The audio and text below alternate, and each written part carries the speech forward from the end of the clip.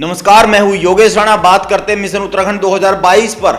आज का बड़ा सवाल है कि भाजपा और कांग्रेस में कितनी सीटों पर बगावत है। इसका जवाब है, वैसे तो 31 जनवरी तक नाम वापस लिया जा सकता है, लेकिन आज तक की बात करें तो भाजपा में 16 और कांग्रेस में 12 सीटों पर बगावत है। दोनों दलों के दिग्गज बागियों को मनाने में जुटे हैं।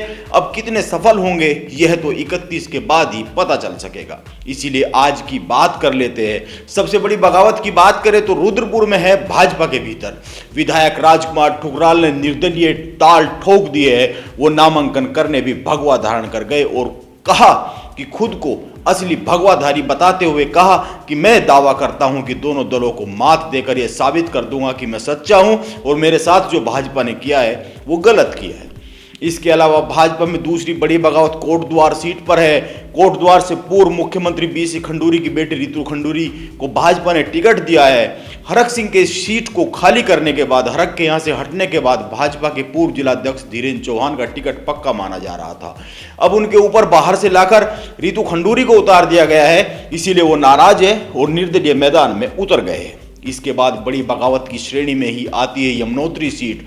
भाजपा से पूर्व राज्य मंत्री जगबीर भंडारी को टिकट की आस थी, टिकट नहीं मिला, वो निर्दलीय मैदान में उतर गए।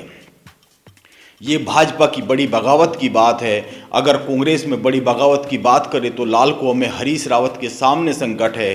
कई बार प्रयास के बाद भी वो संध्या डालाकोटी को मना नहीं पाए हैं। हरीश रावत रामनगर से लाल कुआं संध्या डालाकोटी का टिकट बदल कर ही पहुंचे हैं। पहले वहां पर संध्या डालाकोटी को टिकट मिला था, उनका टिकट बदला गया। हरीश रावत को रामनगर से लाल कुआं शिफ्ट किया गया। कांग्रेस से धोखा होने के बाद संध्या निर्दलीय मैदान में है। रामनगर में भी बगावत का माहौल है। महेंद्रपाल को कालाडूंगी से रामनगर भेजा गया है। ये जो 5 टिकट बाद में बदले थे उनमें से एक आता है। हरीश रावत समर्थक संजय नेगी ने निर्दलीय पर्चा भर दिया है। तो यह दोनों पार्टियों में बड़ी बगावत की बात है। वैसे और भी कई सारी बगावत है। अल्मोड़ा में भी बगावत है भाजपा में।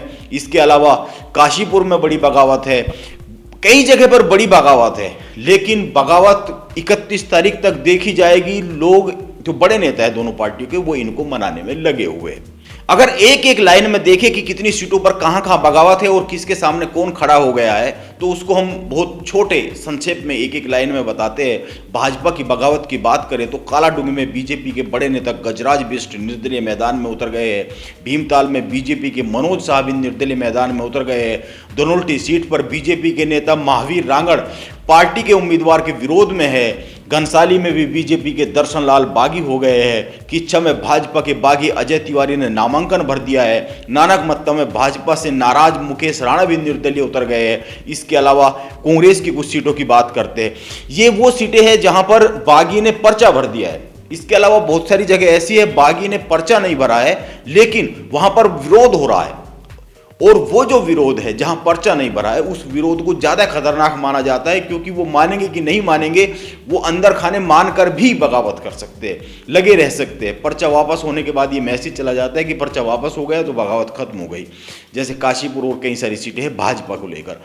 इसी तरह अगर हम कांग्रेस की एक एक लाइन में बात करें कुछ सीटों पर, तो किच्छा सीट से कांग्रेस के बागी हरीश पनेरू विरोध में है। यमुनोत्री सीट से कांग्रेस के संजय डोभाल ने बगावत की हुई है। केदारनाथ से कांग्रेस के उम्मीदवार के खिलाफ सुमन तिवारी ने पर्चा भर दिया है। ऋषिकेश सीट पर कांग्रेस उम्मीदवार जयेंद्र रमोला के विरोध में सूरवीर सिंह सजवान ने नामांकन किया हुआ है। इसके अलावा भी कई सीटों पर बगावत की नौबत है, जैसा कि मैंने बताया। हालांकि यह भी सच है कि इनमें से कुछ ही गंभीर श्रेणी की बगावत आती है।